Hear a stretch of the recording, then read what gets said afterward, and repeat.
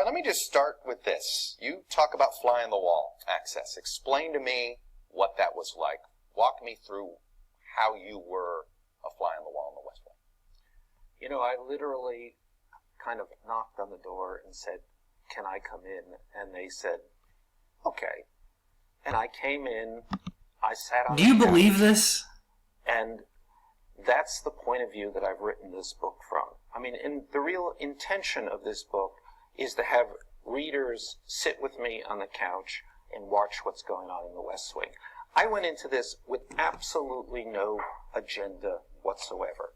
I have no particular politics when it comes to Donald Trump. This is really all about human nature. Did you feel as if you were a blessed guest, meaning that the assumption was, yeah, you can talk to Michael Wolff. We've meaning the president. Was it the assumption was you were blessed? It was okay to talk to you.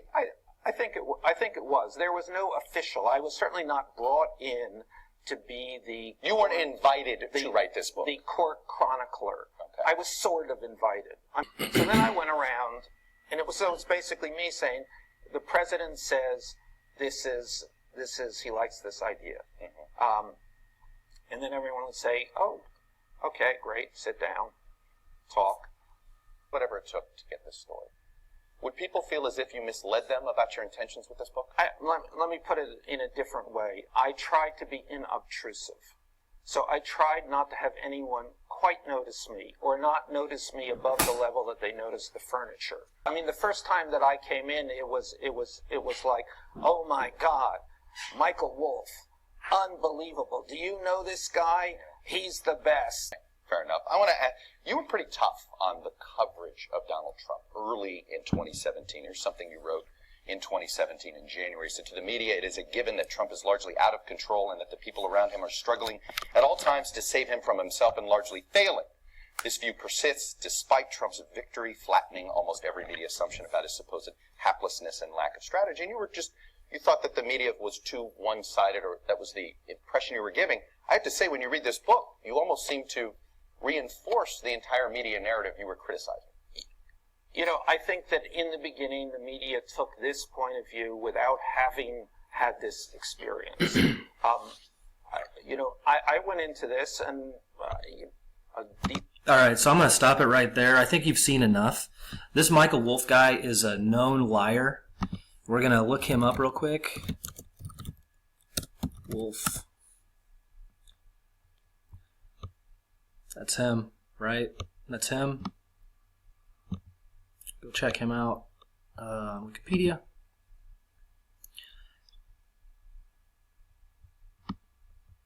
Scroll down to the bottom here. Where is it?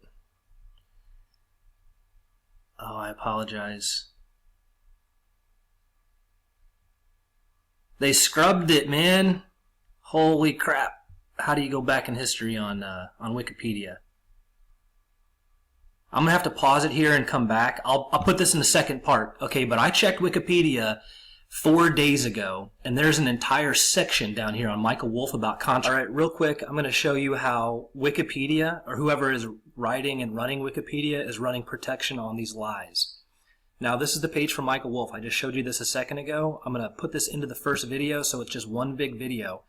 But we're going to roll down this. Look at it. Look at the contents. Okay, his early life, his career through each decade. And then, of course, you know, a big chunky section to the book, Fire and Fury, which we're all talking about right now.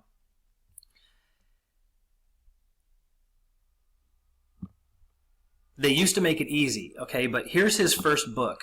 And I missed some of this earlier, but he was criticized for apparent factual errors and said 13 people, including subjects he mentioned, complained that Wolff had invented or changed quotes.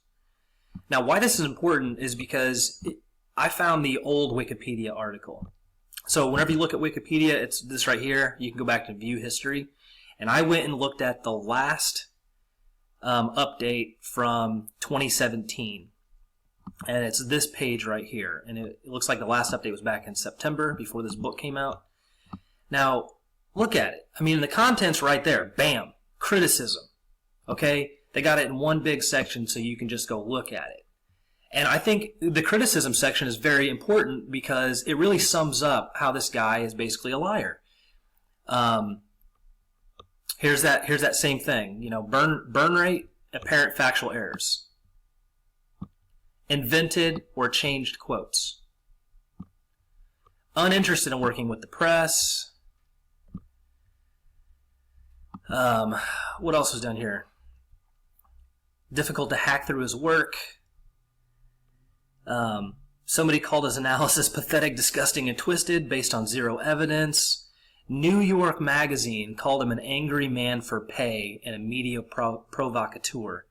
Howard Kurtz once said he's rarely impressed by anyone but himself. Charlie Pierce called it an incredible pile of bullshit. That's a quote. Okay, the guy quoted in that. And this is in November 2016. This is nothing new. I'm telling you, this guy's a liar.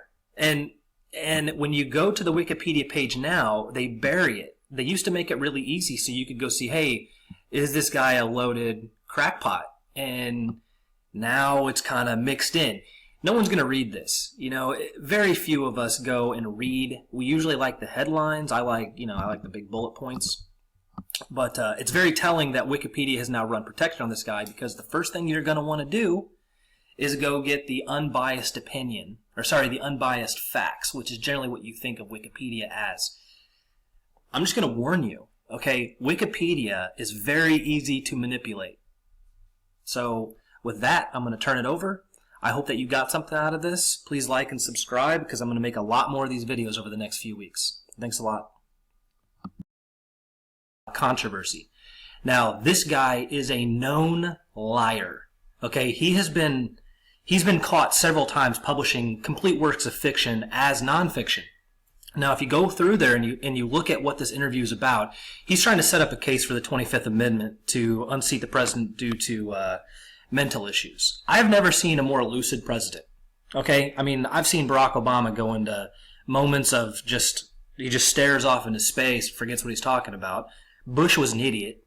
I mean, I don't see how they're going to make this case. And moreover, they wouldn't be making this case if they had anything on the Russia investigation. They would just go full-bore Russia investigation.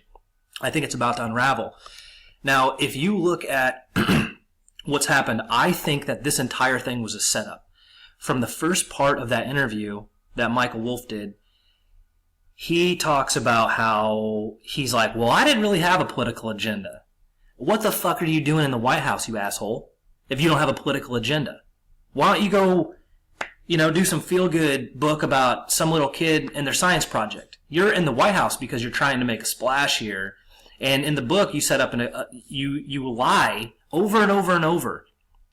I think, like I said, I think this was a setup. I think that the Trump campaign knew who this guy was, and I think they let him in, and he lied even in this interview. He's like, oh, well, I was just trying to not cause a stir and get everybody on tape saying stuff, but he misattributed a bunch of quotes. One thing that I can't understand is that Steve Bannon is not stupid. Okay, this guy, whether or not you like Steve Bannon, the guy is accomplished. He's extremely intelligent. He worked on Wall Street. He worked in the Navy, hunting down submarines. The guy has done some stuff, whether or not you like his politics or not. So to think that they don't know who this guy is just stupid. Now, here's where I'm going to kind of veer off a little bit. Steve Bannon just now, today, on his website, Breitbart, okay, that's the 7th of January, that's today, he now issues a statement that says, Donald Trump is both a patriot and a good man. My support is unwavering for the president and his agenda. My comments were aimed at Paul Manafort. Now, Paul Manafort is dirty. I'm telling you, Paul Manafort is dirty, and I think they included Paul Manafort in the campaign so that they would have a way to indict him when people came after Trump. I think they knew he was dirty from the beginning. And go back and look at my first video about Mueller working with Trump. The reason why they went after Paul Manafort is because he is connected to the Podestas, who are now probably in Guantanamo Bay, if you're paying attention to anything on the internet. I think this was a setup. I think that they knew what was going to happen. Right now, there's incredible things happening with the QAnon breakouts. Nobody knows really what's happening because the mainstream media won't even mention the word QAnon. It's scrubbed from all searches on any platform you go look at. You cannot find it unless you go search on your own. No one's going to tell you about it. So I think this was a setup. And I think they did it at the exact point in time when the press would need, the left press, would need to have a gigantic piece of red meat to sink their teeth into. Otherwise, they're going to have to start talking about what's going on. I mean, the Hillary Clinton, her house, one day after they reopen the investigation, she's got a house fire.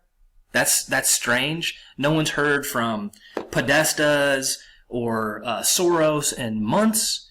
People are talking about how they're in Guantanamo Bay right now, all these flights. That Chrissy Teigen and John Legend flight got diverted. Go look at the Chrissy Teigen stuff, man. She is hiding in plain sight. So this is just what I'm saying. I'm saying this is a complete setup.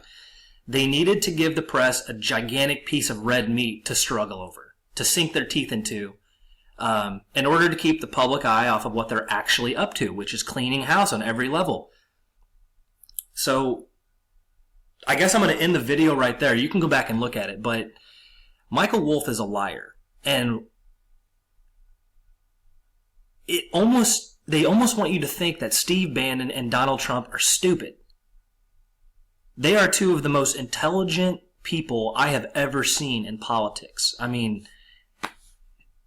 they're unstoppable. I'm telling you, this was a setup from the get-go. And that's why Steve Bannon waited 3 or 4 days for this to really bloom into a gigantic happening on the news. This is a setup. Steve Bannon and Donald Trump and Donald Trump Jr. all work together on this to set Michael Wolff up. So you heard it from me first. I hope this helps, and I think that you should go do your own research on this if you don't believe me. Like I said, go back. I'll link that video from the where Paul Manafort ran into the Podestas. So don't get disgruntled. If you're on the left, man, it's time to come over to the center. It's time to get on board with this because good things are happening. If you're on the right, don't lose hope. I mean, this is a big play. This is Kubaki theater or whatever they call it. It's a pro wrestling gig, basically. The press is getting played.